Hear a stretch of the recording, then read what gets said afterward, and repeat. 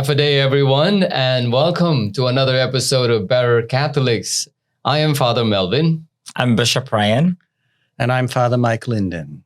Father Michael, one of our Jesuit missionaries here in the Diocese of Saipan.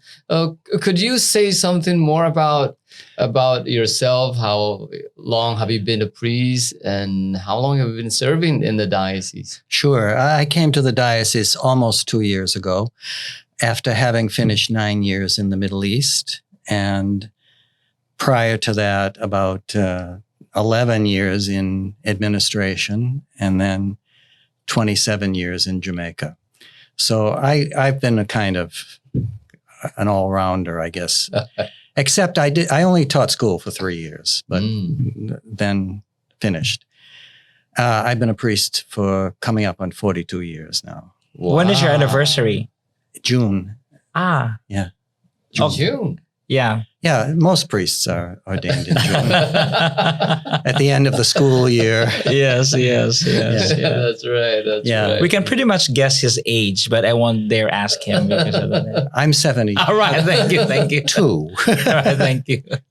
Yeah. Well, that's a lot of years in the ministry, and you probably were able to do a lot of ministries already, all areas, all aspects of ministries in the church as a pastor, maybe. Yeah, I was a pastor for 16 years and had only very poor parishes and in a very violent environment.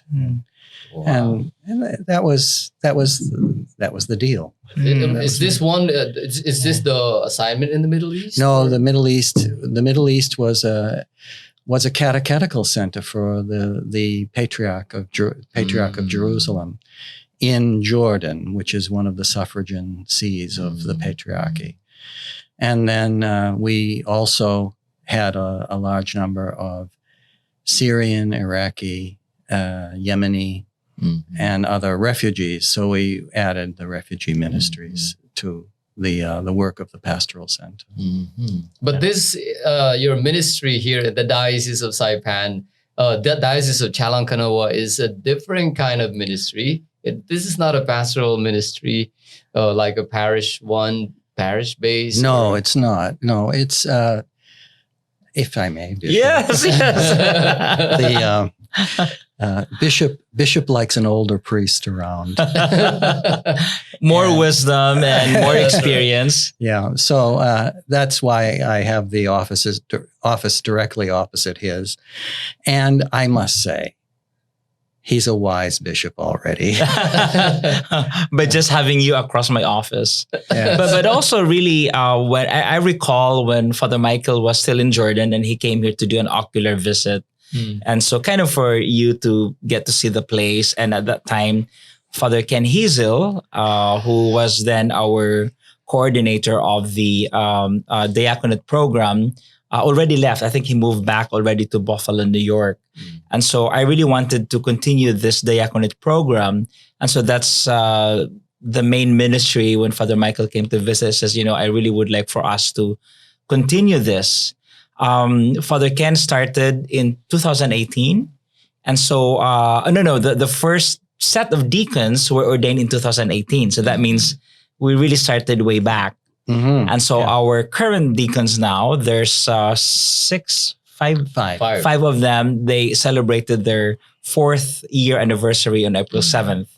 And so right now we have about 4 or could be 5 who are in the program that Father Michael is taking the lead in preparation for this next set of deacons. And perhaps we can ask Father Michael to share more about what is the diaconate program? How come they are married? What's the difference between, priests who are transitional deacons and the permanent deacons? But I'm not the moderator. Father Melvin is, so I'll just keep quiet. Yes. So this is your ministry. Your ministry is to train men to become deacons. That's part of the work I do. Yes. Yeah. Okay. Right. And I must say, aside from my own education, I had not, any preparation for this but there's a general sense that I've had a lot of work with deacons in pastoral settings, and then in the Middle East, deacons are quite common in the other Catholic churches, like the Greek Church and the Armenian Church. So there's a very, very visible role for the deacons in these Eastern Catholic denominations. Yeah. So there is a training element, of course, that's involved, but more importantly is the identification with a certain kind of ministry. And what we look for in the preparation of a deacon is a sense that he is representing Christ the servant. That's the important piece. And also that he is a member of the hierarchy of the church. Correct. And would have a special relationship to the bishop and for ministry and for mission. So there is so he's not just a parish deacon or a parish staff deacon, although he could be assigned to that. It's a training for an identification with Christ the servant. And that's very important for all of the deacon and the present deacons. They can continue their identification, and the upcoming deacons. It's an introduction into the world of Jesus Christ as servant. What is the difference between the deacon that transitions into the priesthood and the permanent diaconate? Yeah. The permanent diaconate was lost to Catholicism for many centuries, probably from the 9th century up until the middle of the 20th century. The diaconate was lost to the Roman Catholic Church. It was restored by the Second Vatican Council, and it was opened then to the classic description of men who have good character, as St. Peter says, right? Men who have wisdom and men who have faith. And it was open then to men who were originally 40 years old or older, but now it's 35. And it was open to men who were married. And it was open to sort of the general leadership of the church community. So some places jumped on fast. The United States right now has 18,000 deacons functioning, of which 15,000 are still functioning. But you go to a place where there's a high presence of clergy, of priestly clergy, like Poland. All right, so you have fewer deacons, and they came on later in 2006 or something like that. But some communities have moved very rapidly to deploy the ministry of the deacon, and others have not had the same urgent need. There is a transitional diaconate for candidates who are going forward for the priesthood. And even that's seen some development. 42 years ago, when I was still washing behind my ears, the people who were going to be ordained priests were ordained subdeacon, deacon, and priest in a period of 3 days. And so it was considered a ritual moment, but not a ministry moment.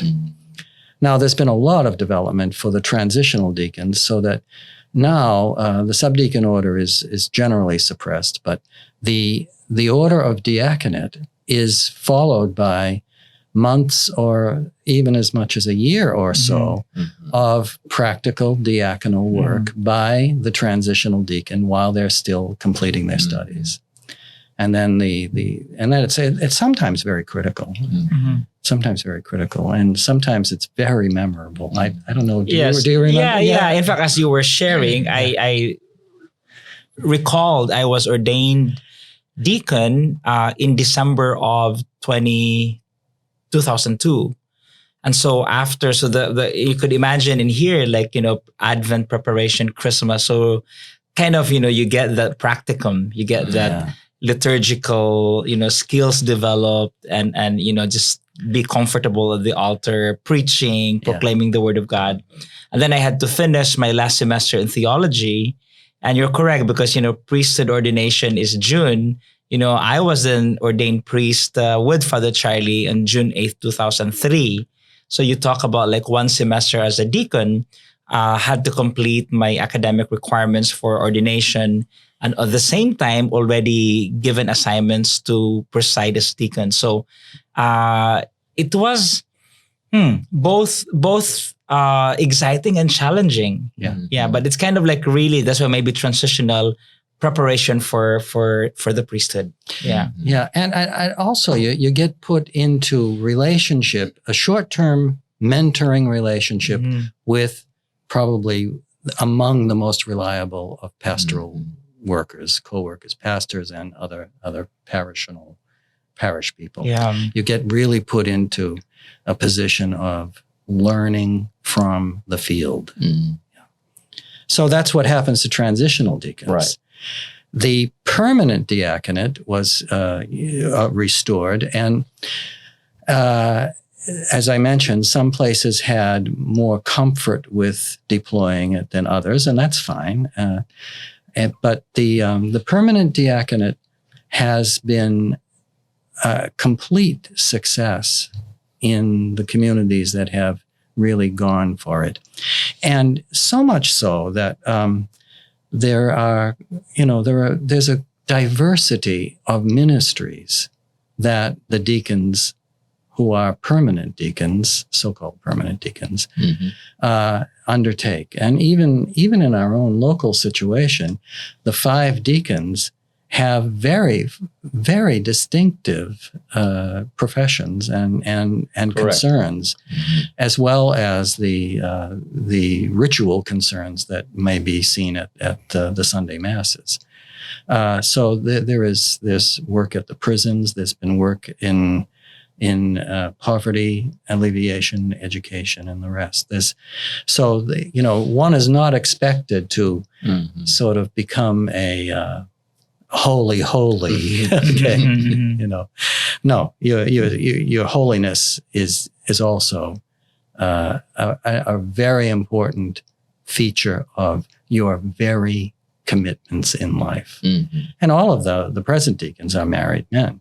Right. And their wives have to have quite a lot of discussion, because in a situation of a married deacon, family always comes first, and church is second. Now, none of the wives are complaining that they're church widows. Okay, all right, all right. All right. First time for me to hear that term. It actually makes sense. Yes. Church widows. Yes, but they're also, most of the wives have a distinctive way of being lay women in the church, and they give of themselves in a very distinctive and really complementary way. Yeah. But part of the work with the wives is to help them realize that they have a unique calling, and that they're not to become church widows. And it's really key because, although for example, in our preparation, in our diaconate program here, and Father Michael has regular meetings with the current deacons and the candidates, but also there is a time where the wives are involved, because I think formation also goes side by side with the wives. It's important that they also need to be accompanied in their ministry, being wives of deacons. That in itself is an important ministry. Yes, and in fact, the candidates of the diaconate, their wives are always invited to the sessions that we have. And some are more present than others, and that's fine. And that's fine. And soon, I think, the wives of the deacons will be introducing themselves to the wives of the candidates. So, in some environments, there are actually associations of deacons' wives that have, if you will, a self-propelled kind of organizational form, and they take the lead in supporting and providing additional catechetical formation and ministerial formation for the wives of deacons. There's one thing about the wives of deacons, though, that's really critical. If we were Protestant ministers and our wives were involved, they would have specific roles to play in the pastoral assignments. And there would be a public relations role, of course, but there would also be areas of ministry. That is not the case with the wives of deacons. The wives of deacons have a calling which is respectable, beautiful, wise, and loving. And it's up to them to really discover their own personal calling within the Catholic community. And this is important for us. There's no particular roles that a deacon's wife has to play. Yes, and I like the fact that, when you said about they themselves really support the deacons in their own discernment, in their own capacity. They're there to support their husbands, their family. But if you look, the 5 of them, current deacons, all of them are involved in parish ministry in many ways, whether it's through a catechetical ministry or being a liturgical minister, being a lector, and involved in a commission, in a parish ministry. So I think it's important to have that. But as Father Michael said, it's not something that, we impose or say, okay, your husband is a deacon, you should be doing this or that. It's coming out of their generous hearts that one way for them to also serve side by side with their deacon is to do X, Y, Z. Right. And of course, some of the present deacons, but I think it's a wise move for the candidates, they ask their wives' opinion of their preaching. And sometimes they test their message with their wives ahead of time. What has been the experience? Are the wives too supportive to be too critical, or are they also says, nope, Deacon Rusiki, and I can imagine Auntie Winnie. So Deacon Rusiki, nope, scratch that. That's not a good way of relaying the message. How has the process been? I'm curious to know. I should ask them about that. I think it's worth asking them, but it is varied. It is varied. I think you're basically right with Winnie. Yeah. Okay. But there are others, and there is a unique communication between a husband and wife, and sometimes words don't do it. But the glance or the look or the smirk. What did you say? Yeah. And what are the qualifications to becoming a permanent deacon? The qualifications for us are you have to be 35 years old, and if you're recently baptized, you have to be in the church for 5 years. Okay, right. There is sometimes there is some discussion of upper limits of time, but that's faded out of the discourse generally. You have to be able to identify through a prayer life with Jesus Christ. You have to be able to learn some of the skills of interaction or develop your skills of interaction in such a way that you can convey the gospel message. And obviously, you have to be of good reputation. You have to be, as St. Peter says, you have to be full of the Holy Spirit, which is a diverse spirit, okay, and wisdom. In some dioceses, especially in very advanced societies, you've got to you got to sign up for 4 years of training with an academic component and all of that. But those things are left up to quite a lot of local or Episcopal conference discernments. Right. So I like to think we're looking for men who are good reputation, able to convey the gospel in multiple ways, Holy Spirit, gospel, of course, and wisdom. And that's okay for us. That's okay for us, and it's going to be okay for us. We don't want jacks of all trade. Okay, we really don't. So you can imagine one deacon may have not be very good at preaching, as some priests are not very good at preaching. Correct. Really? Okay. Yeah. Yeah, just joking. We all have different gifts. Yeah, right. Yeah. But that's okay. You're looking for the man's spirit, and you're looking for the gospel, and you're looking for the other gifts that can be activated and serve as an example of the servant Jesus Christ. And obviously, this is the obvious thing. And you want them to possess this, not in a prideful way or an honorific way, but in a real way, that they have an identity with Jesus Christ, and it's confirmed by A, B, and C, and not X, Y, and Z. When you said, confirmed by A, B, and C, I can think of this big word that Jesuits love to say, discernment. And I think every step of the way, the process of our candidates, discernment is key. And that's why, with the second group that we have, because we already have the 5 who've been deacons for 4 years. And in a couple of years, I hope and pray that we will have this candidates. So they went through a process of discernment.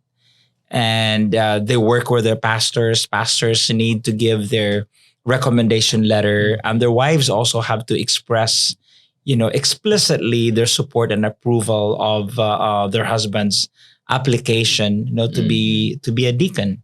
And then, Father Michael meets with them regularly. And in the past, we have had deacons who were, part of the program. And then somewhere in this preparation, they see or feel that they're not ready, or maybe the moderator would say, maybe you need to take a pause or have a loan, just like in the priesthood. Correct. Right? So it's really important that, what we are preparing, right? As Father Michael has expressed, it's not a jack of all trades, but someone who can really help us in our ministry. And I really say, on behalf of the diocese, we are blessed to have permanent deacons. We don't have candidates for the priesthood for many years now.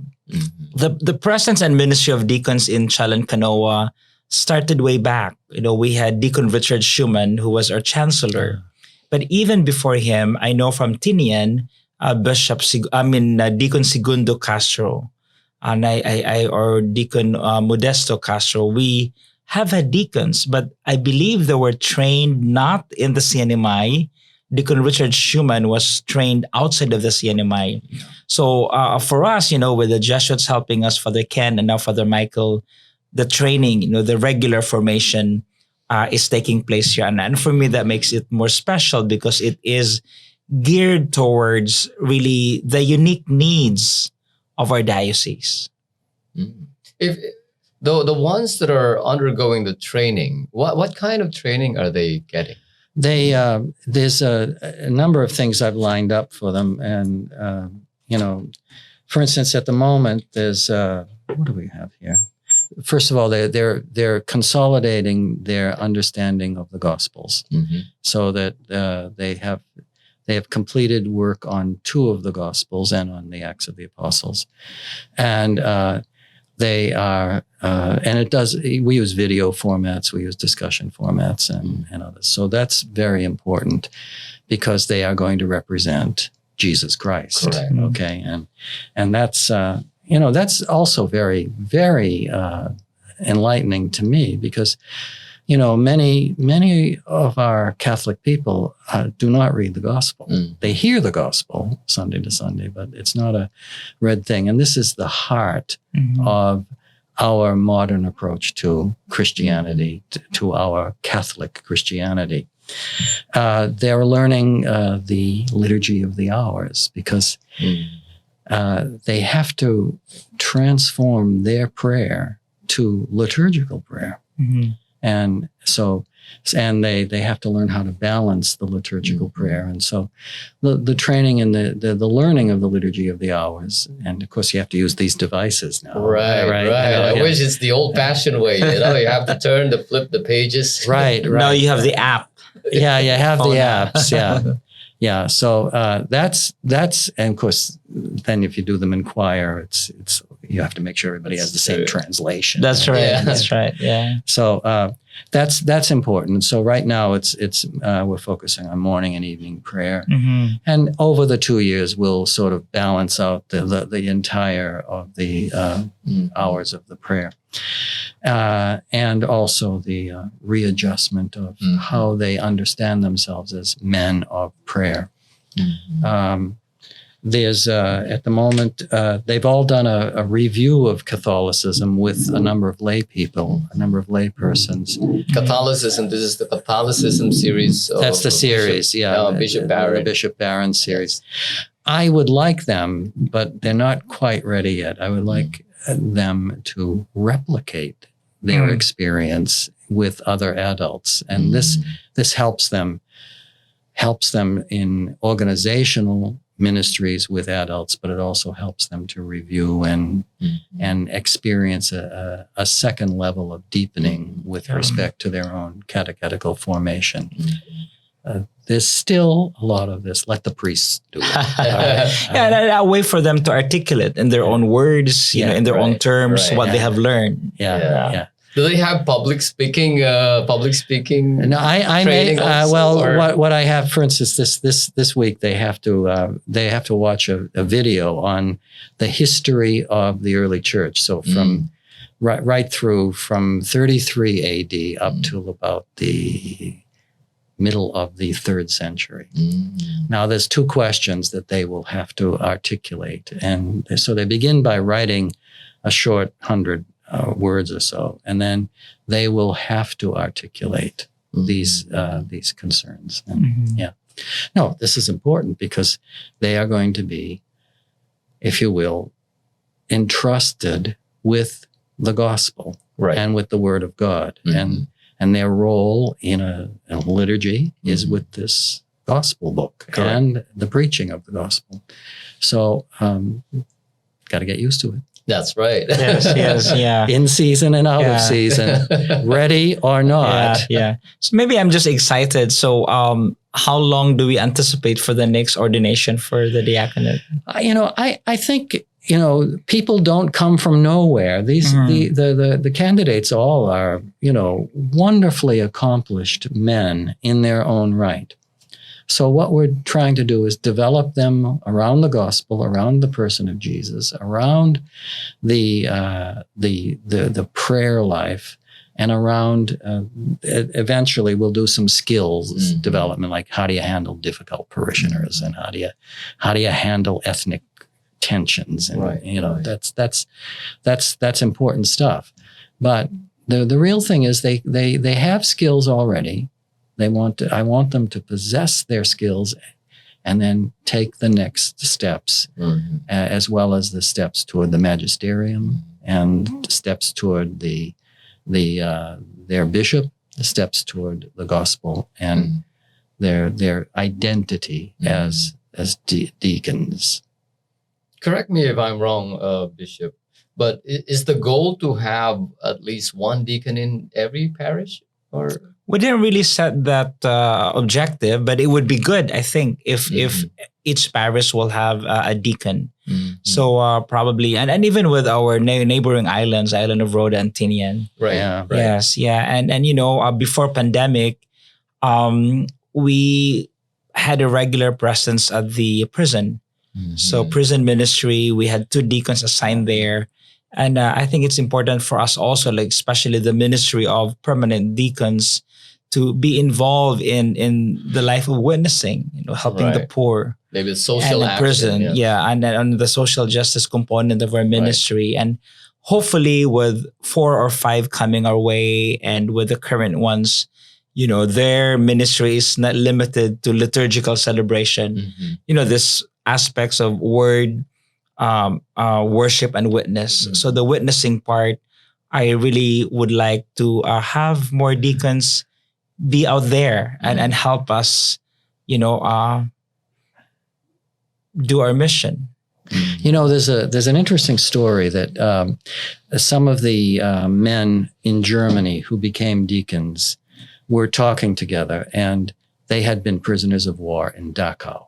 Okay. And so because Dachau was one of the places that a lot of Catholic leadership and Catholic people were rounded up and put into Dachau. And the theology of the time was Jesus Christ, King, prophet, and priest. All right. We all know that. We all grew with that. And they were saying, when we were in Dachau, when we were in prison camp, we had lots of Jesus Christ, the King, because that was what Catholicism was. It was monarchical. We had lots of Jesus Christ, the priest, because we were saying our prayers all the time. What was missing was the prophet, the service. We weren't seeing that. There was confinement, of course. And so they became an energetic force in the development of the revised theology of service for deacons. And now they're all, of course, past, all these men. But it's a very interesting pastoral need, and it's certainly an interest for the bishop, because the bishop's concern is, yes, Sunday to Sunday to Sunday, parishes and all of that, but his concerns are for the poor, for those who are facing injustice, those who are neglected, those who are somehow or other, left out of the ordinary world, mentally ill, and all of this. So this is a concern of the bishop, and deacons are ideal for this. So if I'm discerning to become a deacon, a permanent deacon, and I'm 35 years of age, but I am not married, can I become a deacon? You can become a deacon, but at some point you're going to have to face the issue whether you're going to get married before the ordination, because you will not get married after the ordination. Correct. And the same is true for a deacon who becomes a widower. He will not remarry. And that's our ad or selling point for the wives. You sign the recommendation, because if something happens, you die first before your husband, your deacon husband cannot remarry. Yeah, because I've been talking to some of my youths in San Jude. Yeah. And they were saying, probably I'm not going to become a priest, but certainly I would like to become a deacon. But they're very young. Of course, in the Eastern churches, I just encourage them. In the Eastern Catholic churches, they if they are unmarried, even in the transitional diaconate, if they are unmarried, they take a year or so away from seminary and decide whether or not they are going to get married according to their culture and all the situations of their Eastern communities. And some return as unmarried men to finish and be ordained, and some return as married men to be ordained. Yeah. Oh, there's a lot to talk about here in this topic alone, the diaconate program, the permanent diaconate program. But we are running out of time, and maybe for some last words, perhaps Father Michael, encouragement to our viewers, those who would like to become permanent deacons. Well, there are a couple of people you might want to think about. Who do you think is the most famous deacon in history? Of course. You have Lawrence. Lawrence. Lawrence of Rome. Yes, he got killed because he kept presenting the poor to the magistrate, to the governor of Rome. And the governor said, I'm tired of this guy, out with him. All right. I always think of Phoebe, the first deaconess, but I don't think that's going to happen soon in our ministry. In St. Paul's letter to the Romans, chapter 15, he has a long list of people. A lot of them are women. Yeah. And Phoebe is diaconon. Mm. Wow.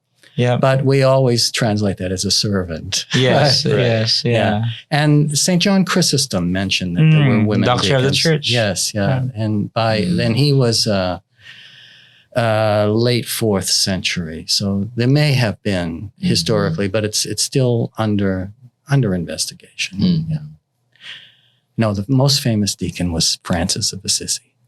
Aha. Yeah. That's Okay. correct. And so I think if men want to think about deacons, think of Lawrence, of course, a man of the poor and a man of advocate for the poor. Francis of Assisi, a man of peace. Stephen, a man of the witness to Jesus Christ.